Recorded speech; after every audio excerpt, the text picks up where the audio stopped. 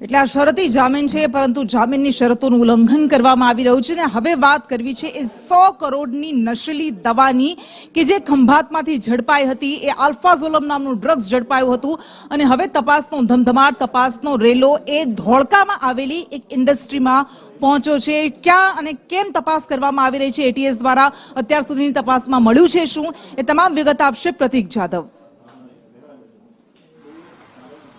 कृष्णा, एटीएसे 24મી જાન્યુઆરીએ ખંભાતમાં રેડ કરી હતી। રેડ દરમિયાન 107 કિલોનો ડ્રગ્સનો જથ્થો મળ્યો હતો, નશીલી દવાનો જથ્થો મળ્યો હતો અને આમાં કુલ 6 આરોપીઓ ઝડપાયા હતા અને આ 6 આરોપીઓના રિમાન્ડ ઉપર તપાસ દરમિયાન સામે આવ્યું હતું કે તેમણે એક જથ્થો છે તે ધોળકામાં પણ રાખ્યો હતો અને રણજીત ડાભી નામનો જે આરોપી હતો તેણે ટ્રેમાડોલ કે જેનો નશીલી દવા તરીકેનો ઉપયોગ પણ થાય છે અને તેણે 50 કિલોનો જથ્થો છે તે ધોળકામાં છુપાવ્યો હતો અને આ માહિતી મળતાની સાથે જ એટીએસે ધોળકામાં રેડ કરી હતી કે જ્યાં આગળથી 50 કિલોનો ટ્રેમાડોલનો જથ્થો મળી આવ્યો છે। આજે ટ્રેમાડોલ છે તે પણ આફ્રિકન દેશોમાં સપ્લાય કરવાનું હતું, જો કે આરોપીઓ પકડાઈ જતાની સાથે જ આ જથ્થો છે તે ત્યાં ને ત્યાં જ રહી ગયો હતો અને આ કારણથી હવે એટીએસે આ જથ્થાને પણ કબજે કર્યો છે। આ જે જથ્થો છે તેની બજાર કિંમત લગભગ 50 કરોડની છે, પરંતુ કૃષ્ણા આ જે છે તે નશીલી દવા તરીકે ઉપયોગ થતો હોય છે અને આ ગેરકાયદેસર રીતે આફ્રિકન દેશોમાં તેનું ચલણ વધારે હોય છે અને આ જ કારણથી આ જે આરોપીઓ છે તે આવા જથ્થાનું આફ્રિકન દેશોમાં સપ્લાય કરતા હતા। જો કે આરોપીઓ ઝડપાઈ ગયા હોવાથી હવે આ પ્રકારનો જથ્થો પણ